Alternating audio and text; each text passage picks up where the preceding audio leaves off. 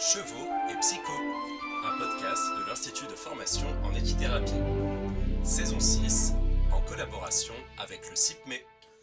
Épisode 7. Renaud Subra, Anne Barbaresco, s'entraîner à l'humanité avec les chevaux. Donc bonjour à tous.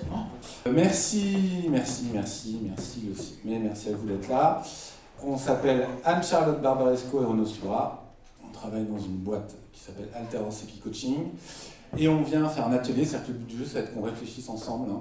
Et le propos, ça va être quoi? C'est qu'il semblerait, je ne sais pas ce que vous pensez de ça, mais qu'il y ait un brin d'humanité qui soit en train de se casser un petit peu la gueule. On va dire le volet humain de la femme et de l'homme, c'est-à-dire les caractéristiques spécifiques qui font que nous sommes des humains, à savoir des mammifères. Et normalement, on les fait pour vivre ensemble, s'entraider, se regarder. Vous savez que le mammifère a un réflexe d'aide. C'est-à-dire que même Trump, si quelqu'un trébuche à côté de lui, il fait ça. Donc c'est un réflexe. Si, même lui le fait. Et donc on va interroger tout ça et on va se dire c'est marrant, il y a des caractéristiques qui sont propres à l'humanité, à l'humain, qui ont l'air d'être en mauvaise posture. Et on va voir comment les pratiques en médiation équine peuvent revitaliser un petit peu tout ça pour faire en sorte qu'on retrouve un brin d'humanité. Ok ? C'est Anne-Charlotte qui va commencer. Moi, je viendrai plus tard. T'es à fond ? Je suis déjà là. T'es ok ? Voilà. Et moi, peut-être, je vais aller m'asseoir là-bas. Merci. Je suis ravie d'être ici, de partager nos intérêts communs pour le cheval. Pour introduire ce sujet de l'entraînement à l'humanité avec les chevaux, j'aimerais vous partager une anecdote, un moment d'expérience terrain vécu avec Renaud, qui était là ce jour-là, un moment qui m'a particulièrement touchée, mais je crois toi aussi, et dans lequel il y a un peu de tout ce qu'on va partager aujourd'hui. Le contexte, c'est on est sur une journée d'équicoaching en fin d'année dernière, dans un format qui fait partie d'un programme de formation pour des dirigeants. Donc on est sur l'équicoaching destiné à l'accompagnement de dirigeants d'entreprise. Des dirigeants qui font face à des enjeux de transition dans leur structure, puisqu'ils sont dans un programme d'accélération parce qu'ils sont dirigeants PME et leur entreprise grossit. Donc ils doivent accompagner la transition du changement d'échelle de leur entreprise. Donc des enjeux de maintien de leur modèle économique, l'accompagnement de la croissance du nombre de salariés. Et donc dans ce format journée, on les accompagne, ils sont une quinzaine, sur différents ateliers d'expérience apprenante avec les chevaux. Des temps où ils sont en individuel avec le cheval, en liberté, des temps où ils sont plutôt dans des interactions de 2 à 3 personnes, des binômes, des trios, et puis des temps où ils vont plutôt expérimenter et observer ce qui se passe avec le cheval en format groupe. Donc il y a une forme de progression dans la journée, et ils expérimentent différents formats. Et en fin de journée, au moment de la clôture, où l'on vient, c'est toujours un moment intéressant puisqu'on vient interroger avec quoi ces personnes, ces dirigeants, ces dirigeantes d'entreprises qui font face à un enjeu de croissance repartent de cette journée, quel a été le moment le plus marquant pour eux. On a un dirigeant d'une 60aine d'années. Ce monsieur, je l'avais plutôt remarqué, grande taille, cheveux grisonnants, plutôt assez, on va dire, autoritaire dans l'attitude, en tout cas dans ce qu'il laissait apparaître, et tout au long de la journée, on le voyait prendre des notes, ce qui est assez peu courant dans une journée de séminaire d'équicoaching. Et quand on lui demande avec quoi il repart, quel a été son moment marquant, cet homme nous dit « Je viens de réaliser que je ne suis pas l'homme que je pensais être ». Et là, bon, j'ai toujours des frissons quand je dis cette phrase-là, parce que c'est tellement puissant, c'est tellement fort. Et il s'engage en suivant à prendre des actions pour changer ce constat-là, cette révélation, tellement ça l'a bouleversé. Et je pense qu'à partir de ce moment-là, on en était déjà convaincus avec Renaud, mais ça nous a convaincus d'autant plus de ce constat que les interactions avec les chevaux, la façon dont ils révèlent nos façons d'interagir, avec nous-mêmes d'abord, et puis avec les autres, viennent mettre en mouvement on va dire, ces compétences d'être humain et d'humanité, et comment elle les transforme en quelque sorte. Et de ce constat fort, cela nous pousse à nous interroger, mais qu'est-ce qui fait, comment cela vient se bouger en nous, et qu'est-ce qui fait finalement l'être humain en fait, quelles sont ces compétences d'être humain qui viennent d'être quelque part un peu bousculées par les interactions avec les chevaux. Donc je viens de réaliser que je ne suis pas l'homme que je pensais être. Cette dissonance-là qui a été révélée par le cheval vient nous questionner sur qu'est-ce qui fait cet être-là, qu'est-ce qu'il souhaitait être lui en tant qu'homme, en tant qu'être humain.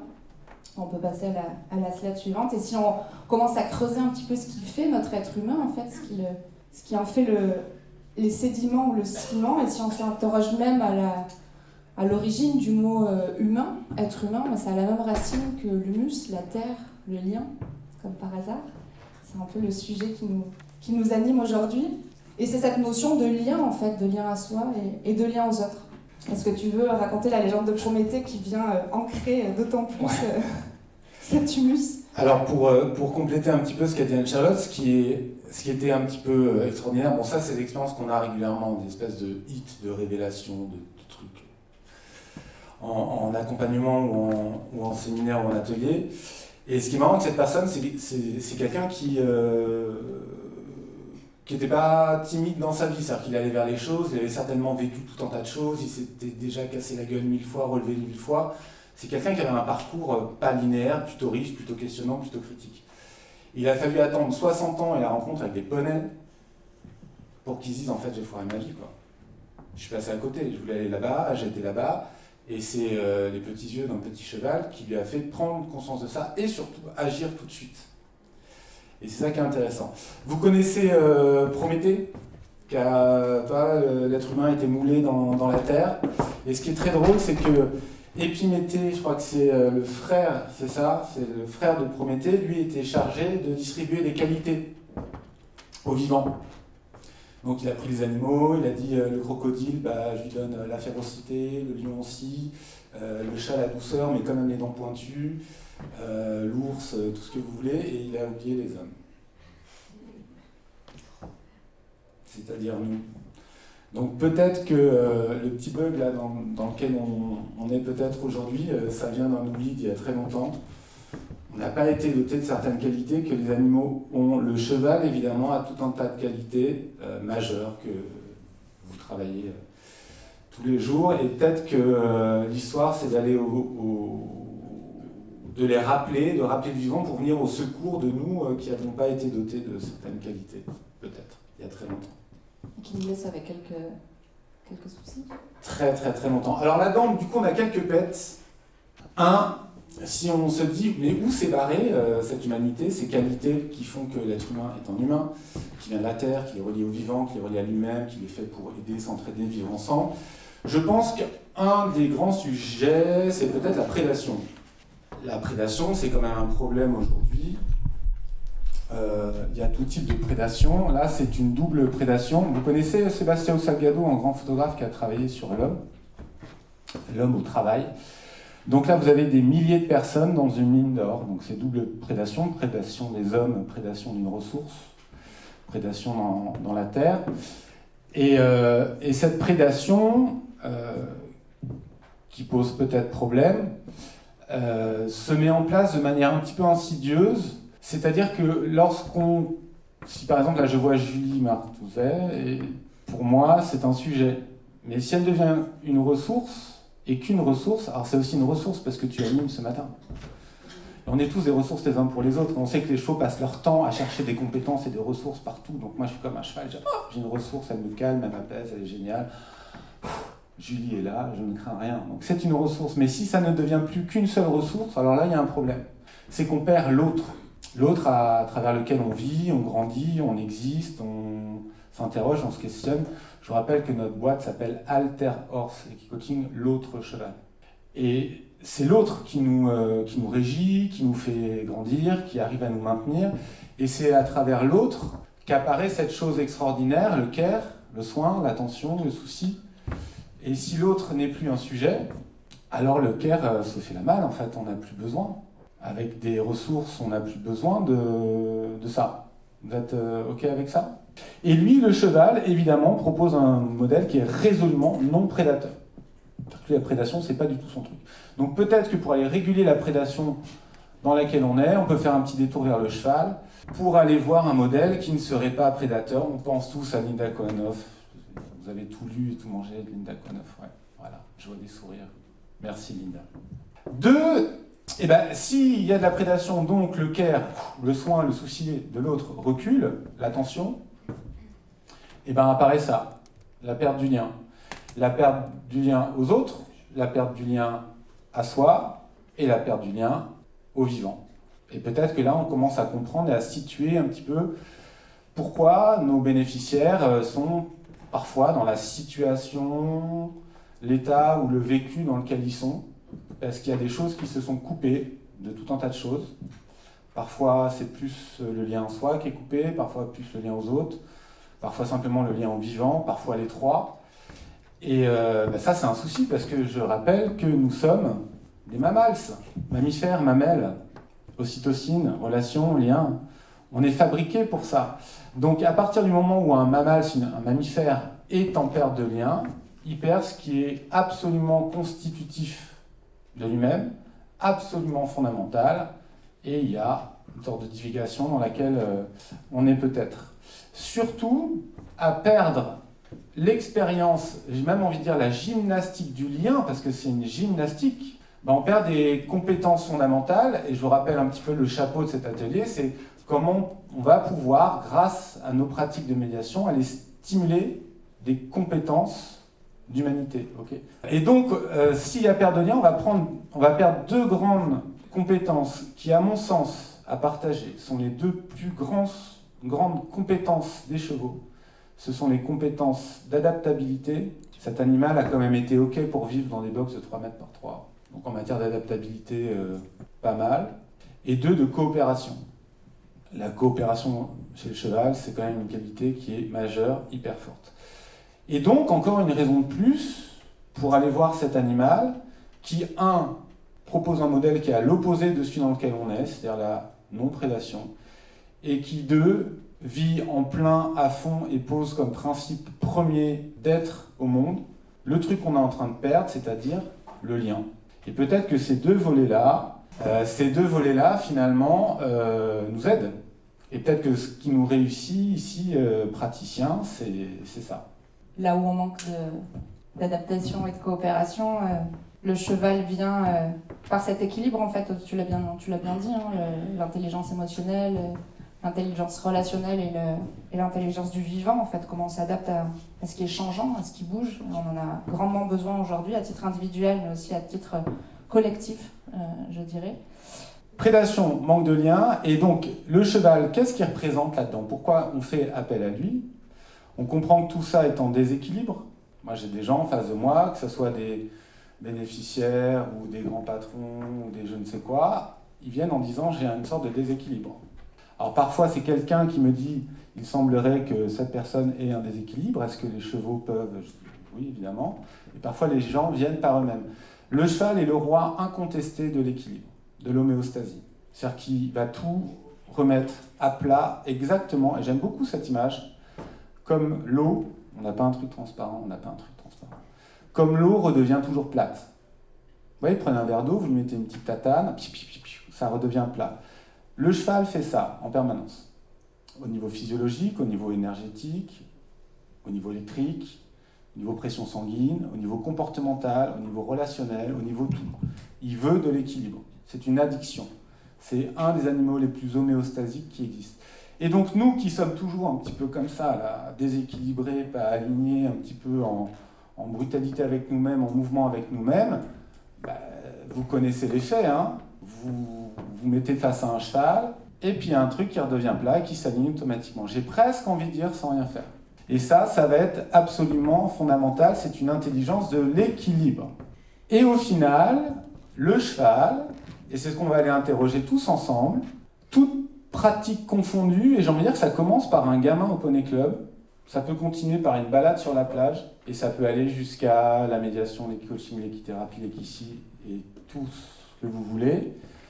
C'est un entraîneur d'humanité. C'est-à-dire qu'il nous permet d'aller restimuler, revivifier ce truc que, selon notre théorie, on est un petit peu en train de perdre. C'est-à-dire des qualités d'humanité fondamentales chez l'homme.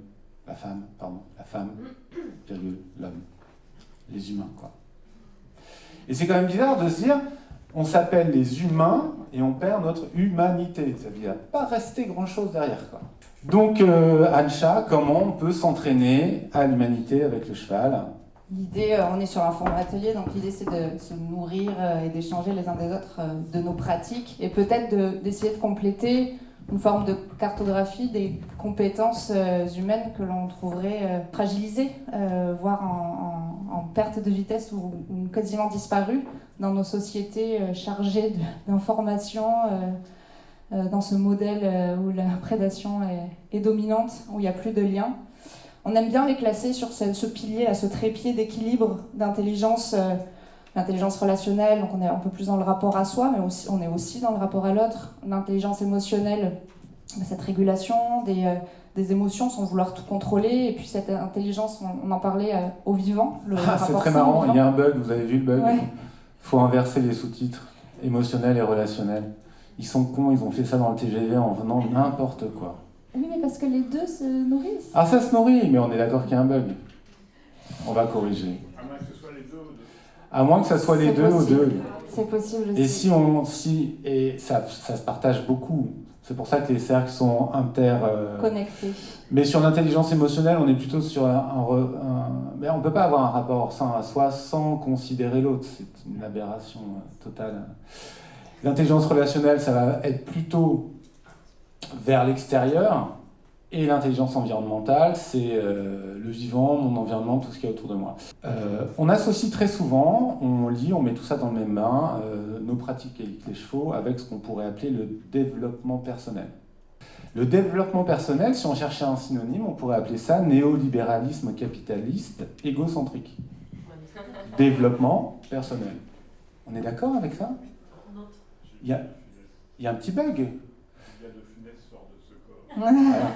Et en tout cas, dans nos pratiques, et c'est des trucs qui nous empêchent de dormir la nuit, comme vous, nos pratiques.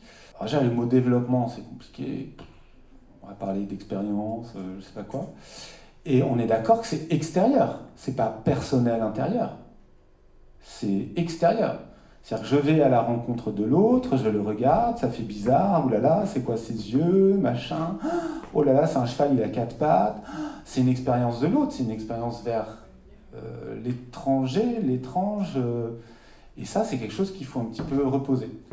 Je ferme la parenthèse. Mais c'est de là où les deux bulles se nourrissent l'un l'autre, en fait. Comment, en regardant dans le regard de l'autre, dans le lien à l'autre, on vient faire bouger des choses dans la relation ou le soi, en fait. C'est un va-et-vient interminable. Un va-et-vient interminable. Ça sort de nous, ça va dans l'autre, ça Renaud. C'est un peu mon sujet. Je ferme la parenthèse.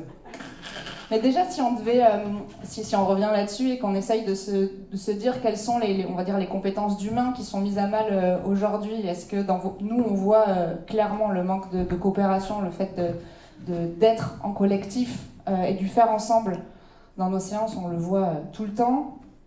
Dans la relation, dans l'intelligence émotionnelle, on voit cette incapacité ou cette fragilité dans la régulation, en fait, sans vouloir tout contrôler, le fait d'arriver à se remettre l'eau à niveau, comme tu l'as mentionné, sans le vouloir trop fort avec sa tête et sans que ça soit décidé.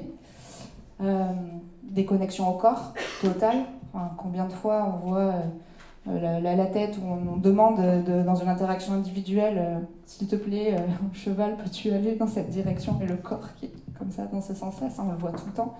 Je ne sais pas si vous voyez, vous avez observé des choses qui sont flagrantes en fait dans les failles finalement, dans les fêlures de l'être à soi et de l'être à l'autre. Est-ce que déjà on peut se raconter ça? Est-ce que vous observez des choses dans vos pratiques?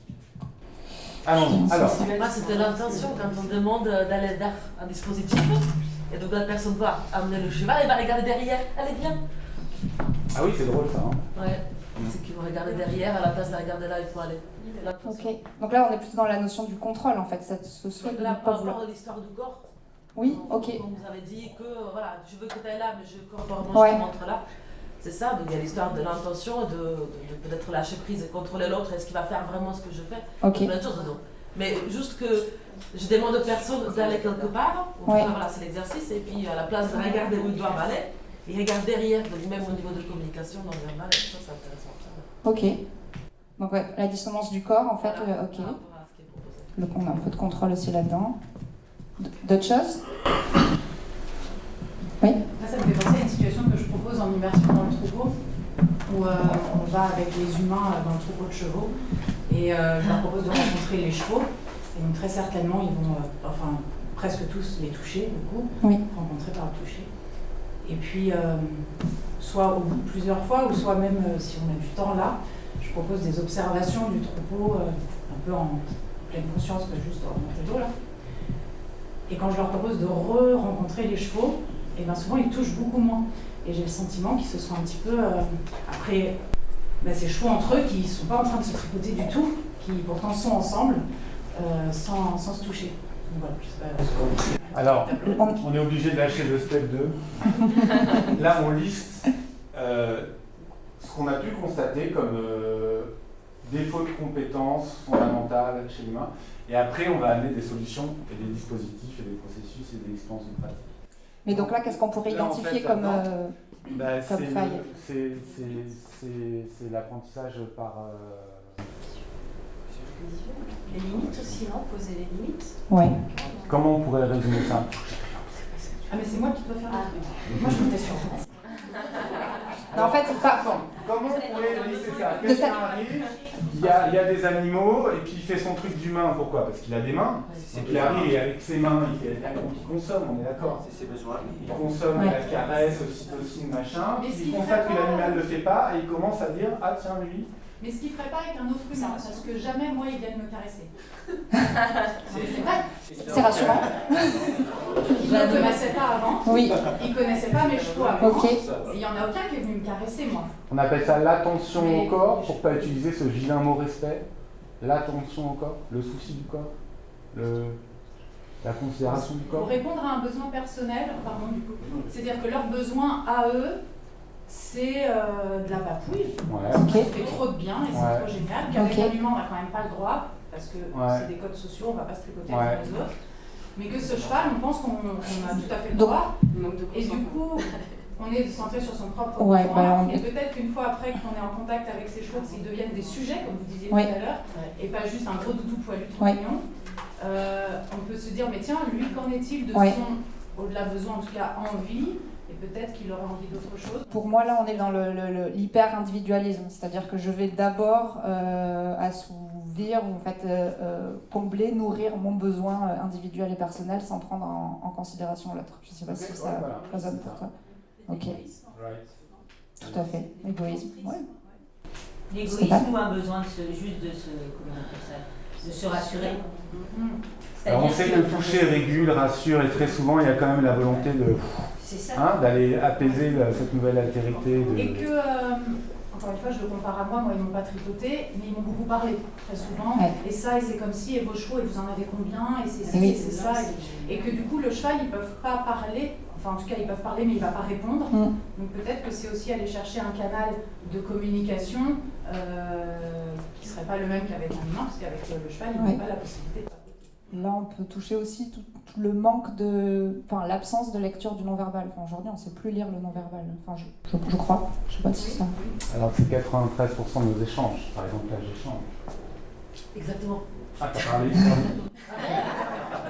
Stéphane, vous vouliez compléter? Non, mais en fait, j'aime bien ce que tu disais, ça me fait penser à un truc c'est peut-être une hypothèse inverse. C'est-à-dire que, comme tu disais, on a déshumanisé notre humanité, notre mammiférité. Est-ce qu'il n'y a pas cette espèce de...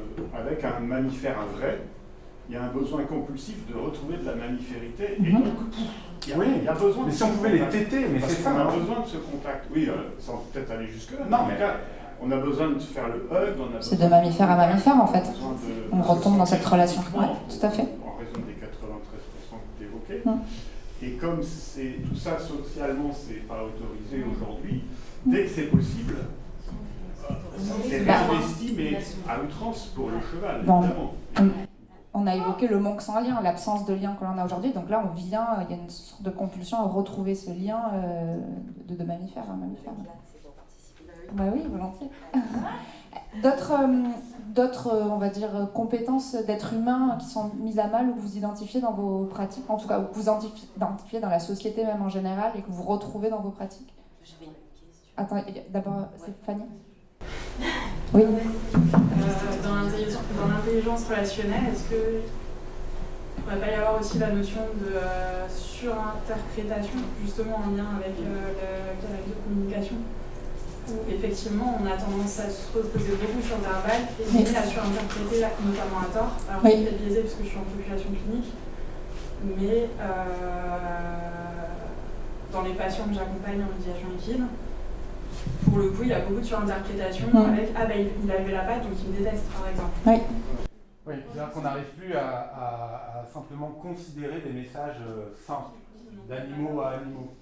On a perdu le... Et il y a la perte de l'attention aussi, en fait. Finalement, on n'est plus dans l'attention, on est dans la communication. Alors, je dirais pas que c'est une perte d'attention, parce que l'attention, elle est présente justement dans une surrecherche attentionnelle de signaux et d'indices, mais qui sont justement interprétés à tort ensuite par les biais cognitifs de chacun. Ouais. Oui, là, s'il y a quelque chose qui est incertain, en fait, on a besoin de combler ou de donner un sens à la... c'est tolérer l'incertitude aussi. Pardon ? Ça ressemble à une intellectualisation excessive. Oui, intellectualisation excessive, effectivement. Mettre du sens et du sursens. Notamment de relation, il me semble. Oui. Que, en fait, parfois, on cherche à mettre trop d'interprétation et de signification au moindre geste. Et donc, en surréagissant, et surintellectualisation, donc avec moins de spontanéité, moins d'expérientiel, moins de vécu. Ouais. T'as mis la notion d'incertitude et de... Ça, c'est bien, ça. Le transfert avec le couple? Non. Non, mais ce qui est bien, c'est qu'en effet, d'animal à animal, il n'y a aucun problème de surinterprétation, de mauvaise réception du message. Pourquoi ? Parce qu'il y a de l'expérience dans l'échange. Le chat interprète la souris interprète le chat. Interespèce, ça marche à fond.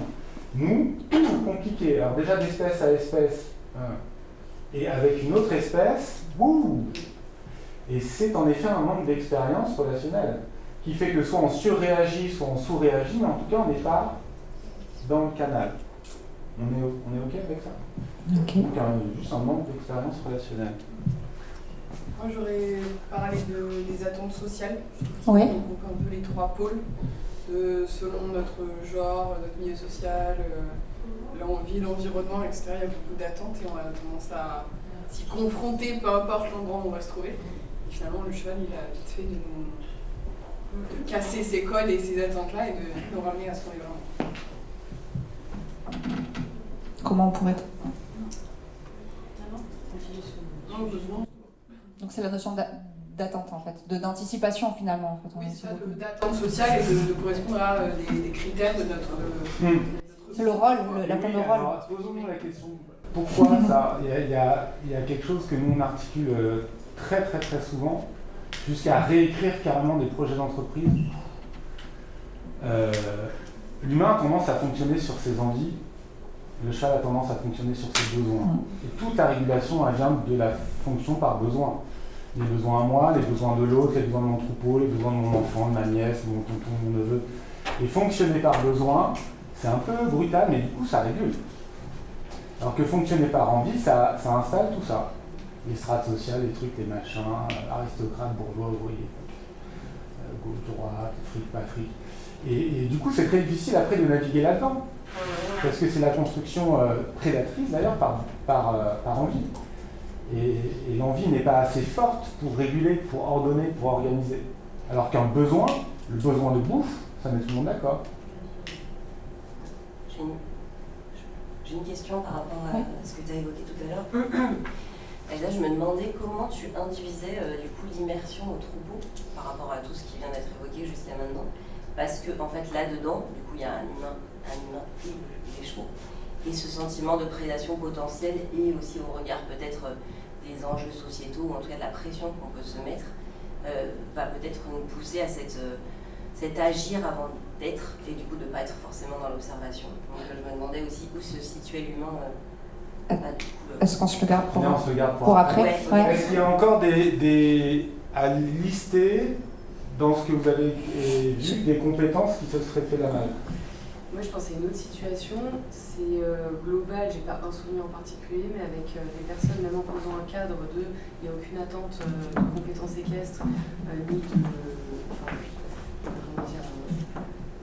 ni d'évaluation de la personne, même en posant un cadre. J'ai testé en le disant, en le verbalisant et sans le verbaliser juste par mon attitude, et bien il y a quand même beaucoup de bénéficiaires qui restent dans le il faut que je fasse quelque chose, on attend de moi une compétence.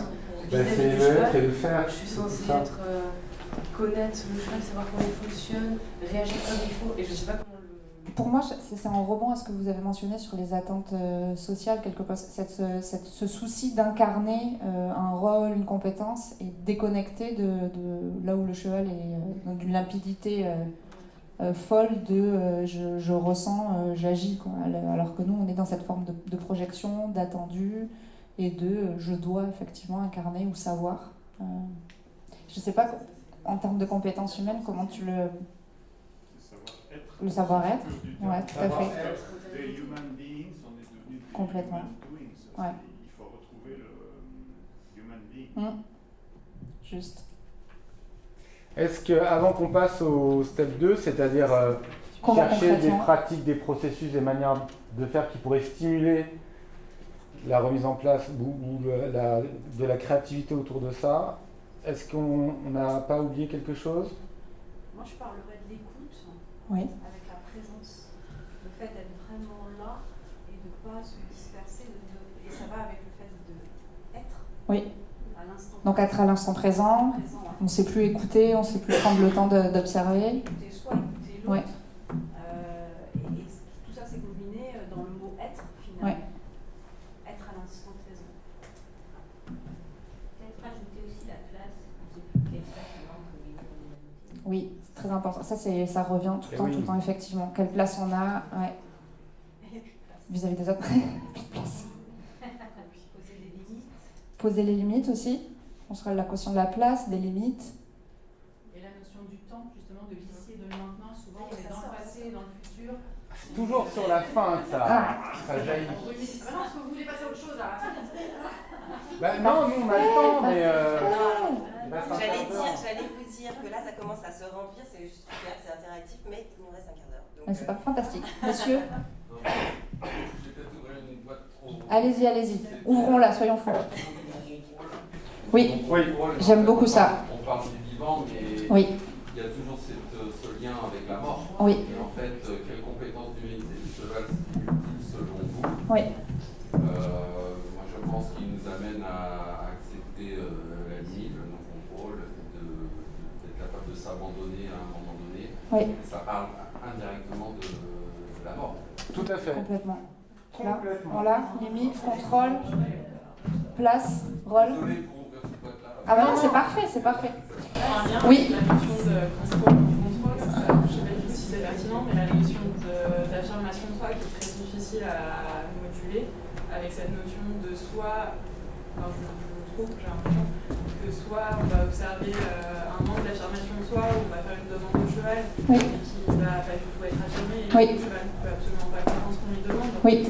Ou alors passer dans l'agressivité, notamment chez certains enfants qui vont être trop expressifs et qui ne vont pas du tout moduler. Alors que le cheval va exprimer de façon très juste ses limites, oui. mais justement toujours dans cette notion de verbal non verbal, l'humain ne va pas forcément tenir compte avant que ça soit dans l'agressivité du cheval. Pour moi, on est dans la notion de régulation émotionnelle, en fait, sans ce contrôle-là, en fait, ça, c'est absent, on ne sait plus faire ça, on ne sait plus réguler sans vouloir tout. Là-dessus, il y a un truc absolument fondamental, c'est que des chevaux, de facto, tous les mammifères qui vivent en groupes familiaux, et non pas en troupeaux, en groupes familiaux, régulent tous. Il n'y en a pas un qui dit « je vous régule les mecs ». Ils sont tous engagés, responsables dans la régulation collective. Alors que vous mettez un humain face à une situation, il dit « comment je régule ? Comment j'agis ? Comment moi, je, pour tous ?» Ça n'existe pas. Et ça, c'est un truc souvent qui voit apparaître ce genre d'attitude un peu de non-régulation. Une fois qu'on s'est dit ça, qu'on a évoqué toutes ces compétences qui sont absentes ou qui sont défaillantes, Donc on a la place, la question du contrôle, de la régulation émotionnelle, de la dissonance au corps, de l'human being, d'être, d'agir et de faire, donc de cette forme d'alignement, du manque en tout cas de l'anticipation et de l'attente vis-à-vis de l'attente sociale en fait, et du rôle que l'on a à jouer, de la question de la place, de l'écoute. Comment vous, dans vos pratiques, et puis on va évidemment qu'on contribue et qu'on joue aussi de nous, nos expériences en équi-coaching collectif, comment ou quel type d'expérience apprenante ou de relation homme-cheval vous mettez en œuvre, vous accompagnez, qui viendrait répondre, en tout cas aider, accompagner, entraîner ces compétences qui se sont fait la malle, comme dit Renaud. Vous parliez, on peut revenir peut-être sur votre exemple initial de l'observation du troupeau et donc de répondre à ta question sur comment vous l'amenez, cette observation-là. Et... Ah, pardon. Vous vouliez mentionner ? D'accord, pardon. Excusez-moi, je ne vous avais pas vu. Effectivement, je pense que c'était une bonne idée de commencer par rebondir sur comment tu mets en place la question de Julie. En fait, comment tu mets ça en place dans le troupeau. Je dirais un truc après. Ouais, super.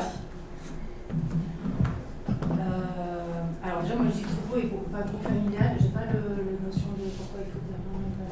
Parce que des animaux qui vivent en groupe peuvent ne pas être liés par des liens familiaux, et ça c'est un véritable troupeau. Alors que les animaux qui vivent en groupe autour d'une arbre ou d'une cellule familiale, pour les différencier de ceux qui ne vivent pas que en cellule familiale, on préfère dire groupe familial. Groupe familial. Moi c'est un demi-troupeau. Battle d'éthologues. On est d'accord. Nous, dans nos prés, on a des troupeaux.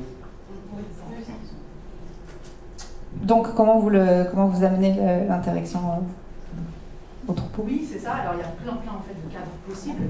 Ça dépend énormément du public. Si c'est des enfants, si c'est des adultes, si c'est des stagiaires en formation, si c'est des patients, voilà. Et puis, dans ce que vous disiez du être et du si non, en fait, on n'y va. Déjà, moi, j'ai totalement confiance, c'est mon troupeau, je sais tout. Et puis, en fait, très souvent, moins j'en fais, mieux c'est. Allons-y. En respectant et en écoutant aussi peut-être les peurs, les craintes. Dans les parcelles, c'est fait aussi qu'on peut se mettre derrière les cultures. Et puis, laisser surtout advenir. Et donc ça irait stimuler... Quoi comme compétences humaines qu'on aurait identifiées ? Est-ce qu'on est plus sur la notion de la place ou la dissonance au corps ? On parlait du toucher, du rapport au toucher, c'est ce que vous avez amené en introduction. C'était un exemple de consigne que je pouvais donner, où je vous propose d'aller les rencontrer, avec juste cette proposition-là, d'aller les rencontrer, et de voir... Et des fois, j'invite à la diversité possible sur une rencontre, en disant comme vous voulez, c'est-à-dire que vous pouvez vous approcher, mais pas forcément, vous pouvez vous asseoir, regarder, voilà. Des fois, j'essaye de pas, mais plus je suis avec des adultes qui mentalisent, plus je fais, parce que sinon, c'est compliqué pour eux d'être face à du vide. Plus je suis avec des enfants d'IME, trisomiques, que j'ai besoin de faire. Ok. Donc là, ça répond à tout un tas de choses. C'est-à-dire que rien que le fait de balancer des humains dans un troupeau peut stimuler tout un tas de choses, et donc relancer la machine, réguler, remobiliser dans des compétences. Ouais, mais je pense que si je les balançais, je les mettrais en sécurité. Oui, non, on est d'accord. Il y a le cadre. Oui. Dans le cadre d'un accompagnement dirigé, sécurisé, bien évidemment. On accompagne les interactions. Vous avez compris, il y a un parler un peu rapide et un peu vulgarisé. Des fois, ils se sentent balancés. Et là, du coup, ils sont en protection. On est d'accord. C'est quand même ultra flippant, et voilà. Et je pense que c'est justement, de par aussi ma posture et les mots que je vais choisir, et comment moi aussi je vais me placer, et ce que je vais incarner corporellement, qui va faire qu'ils ne sont pas du tout balancés, et qui sont justement contenus. Hier, pendant la table ronde, elles en parlaient de à quel point c'est contenant, même si on peut être dans des grands espaces et tout, et que du coup, c'est quand même énormément aussi le cadre dans lequel je les invite à faire cette rencontre qui fait qu'ils se sentent enveloppés de quelque chose de sécurisant. Moi, j'aimerais bien rebondir sur ça et sur ce... Oui, j'ai vu qu'il nous reste 5 minutes, mais c'est pas grave, on a encore un truc à se dire et puis on peut déborder. C'est là que je vais devoir faire le contrôle. Donc il reste combien ? 5 minutes ? Juste par rapport à le fait que tu as dit balancer, etc., je pense que parfois aussi l'absence d'objectif clair à donner dans l'accompagnement de l'interaction est aussi intéressant parce que justement, on fait face à ce côté, je ne contrôle pas, il y a cette notion de je suis face à une incertitude, je ne sais pas ce que je vais observer, ce que je vais voir. Et ça vient réactiver aussi certaines compétences de cette notion de contrôle, en fait, comment on gère le fait de ne pas contrôler, de ne pas savoir, cette notion d'anticipation aussi. Ça, c'est intéressant parfois dans des interactions, de ne pas trop s'en balancer complètement. Vous vouliez compléter ? Je peux juste répondre du oui. coup. Oui, non, c'était par rapport, merci d'avoir répondu. Pour redire peut-être là ce qu'on est en train de lister, les compétences, qui me semble, ce que tu as dit, c'est qu'en plus, notre place en tout cas, vient aussi de trouver la juste place justement pour pouvoir introduire la relation la plus juste possible, en tout cas pour nos publics, et savoir l'évaluer. Donc ça après, on pourrait en parler pendant des heures. Mais c'est vrai que ce que je disais tout à l'heure, c'est qu'à partir du moment où il y a quand même un humain qui pose quelque chose, notre regard il est là et il existe et voilà. Et après c'est, je pense que là dans ce qu'on est en train de lister, notre place, nos compétences en tout cas, ce serait de pouvoir le réintroduire de manière sécurisante pour les publics et du coup de trouver bien cette juste distance. Quoi. Et de tout ça, nous l'être, mais l'être vraiment, et l'incarner et du coup le diffuser. Et que moi, je pense que j'ai mis 10 ans à vraiment, quand je proposais à des humains d'aller rencontrer des chevaux, avoir véritablement, mais pour de vrai, aucune attente. J'avais vraiment aucune envie, aucune attente. Et j'étais là, je me disais pas, j'espère que, j'aimerais que, en plus je connais son histoire et tout. Et que ça, en fait, c'est que quand c'est vrai, mais c'est dur, c'est très dur, que du coup, ça, peut-être que le mot contaminé, il n'est pas bon du coup, parce qu'il est négatif, mais en tout cas, ça se propage et ça se diffuse. On aborde aussi la posture des accompagnants et comment nous aussi on est soumis à ces mêmes fragilités, chez notre humain aussi. Mais désolée, du coup, j'ai parlé de... Non, t'inquiète. C'est une partie hyper intéressante et très... je pense que c'est très important d'en parler d'immersion anthropo, comment on l'a fait, pourquoi, parce que nous, derrière, merci. D'autres exemples de pratiques concrètes d'interaction? C'est beaucoup plus lié. J'aime bien supprimer un sens. Je travaille beaucoup autour des sens. Et j'aime bien m'amuser à supprimer un sens, supprimer la vue, supprimer la parole, supprimer le toucher et voir ce qui en émerge, faire de la place pour autre chose. Et selon vous, ça vient nourrir Ça vient reconnecter de façon très forte au corps, à l'instant présent, à la personne parfois qui est là, au cheval. Et ça vient vraiment renforcer l'observation ou juste l'absorption de l'environnement de façon différente. J'aime bien. Très bien que ça, moi, les sens supprimer un sens. Oui, ça marche très fort, c'est intéressant. C'est marrant, hein, handicapé, volontairement, ça stimule. Ouais. J'ai pris un livre.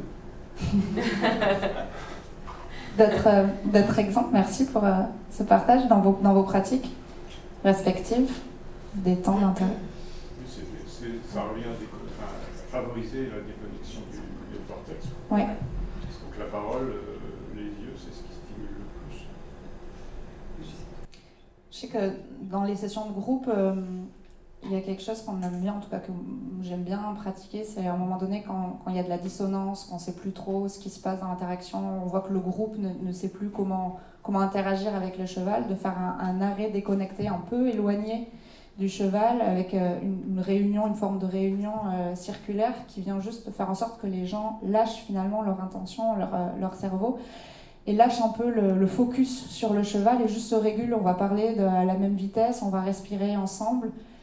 Et 95% du temps, c'est à ce moment-là que le cheval vient et joint, le cercle se met même avec le groupe d'humains. Et ça fonctionne très très fort pour tout ce qui est notion de contrôle, de régulation émotionnelle et de l'absence en fait, du verbal dans l'interaction. Ça, c'est en tout cas une interaction qui marche assez bien dans nos séminaires. D'autres personnes? Respiration. Mais alors, je pense qu'il y a d'autres personnes qui ont observé ça, mais en fait, demander à quelqu'un de calmer sa respiration ou de se caler sur soi, ça ne marche pas forcément. Par contre, dire, regarde comment le cheval il respire, et là, en fait, du coup, ça décentre et ça permet à la personne de spontanément redescendre en intensité, juste en observant l'animal respirer, faire. Et ça, on peut l'activer aussi avec une marche simple. Marcher à côté du cheval, en fait, en se calant sur son rythme à lui, sur sa respiration, et là, sans que ça soit conscientisé, en tout cas forcé, on arrive à réguler. Ouais. J'ai encore, du coup, ça m'inspire beaucoup. Bah, fantastique, merci. Il nous reste combien de temps? 3 minutes. Parfait. Ce que j'aime bien proposer en individuel, c'est de partir en forêt avec moi j'avais le patient, le bénéficiaire et un cheval qui a un licol et une longe. Et en étant très peu dans papoter, beaucoup plus sensoriellement, alors moi j'invite beaucoup à connecter à ça, ce qu'on entend et tout ça. Et puis tourner un peu les places, c'est-à-dire que souvent je commence où c'est moi qui monte à cru sur le cheval et puis le bénéficiaire tient la longe. Et puis des fois on est tous les deux aussi à marcher, puis des fois je lui propose aussi de lui monter, alors soit je fais la jambette, moi j'adore justement à cru ce lien entre nous non verbal où je lui dis pas comment ça va se passer, je lui demande juste de plier sa jambe. Et puis dans le dialogue corporel qui se passe très souvent, j'ai rien besoin de dire, ils vont passer la jambette se fait tout seul. Puis lui il me fait la jambette, puis des fois on marche, et puis on part comme ça 1 heure tous les 3. Et très rapidement, je trouve, on arrive à faire, parce que moi je n'arriverais pas à faire sans le cheval et sans ça, on n'a plus besoin de se parler, ou peut-être de temps en temps, mais qu'on n'a pas besoin de remplir de paroles, mais qu'on est dans une qualité de présence à 3 très importante. Alors je crois que Renaud vient de cocher tout le tableau. Là, on en a pour la journée. C'est comme quoi des choses, mais c'est ça. Alors, après, on peut échanger à midi sur mais c'est peut-être ça, là, en vous entendant, qui ressort le plus, vu que Julie commence à me regarder avec des yeux diables, c'est que permet la médiation équine avec des dispositifs extrêmement simples, toucher des choses absolument immenses, profondes, magistrales et fondamentales, et je le dis pour l'humanité tout entière. On fait le pari, on se coupe du vivant, on arrête la médiation équine, on arrête tout ce bazar. Il nous reste un siècle, on retourne au vivant, on stimule toutes ces pratiques, on les dispense, on en fait partout. Il y a une sorte de souffle qui repart et qui se relance. Et c'est simple. Et c'est peut-être ça ce qui est extraordinaire et qui nous lie, non? Complètement ça, je trouve que c'est un fantastique mot de fin. Voilà. Cheval entraîneur, l'humanité. Merci pour ce temps partagé.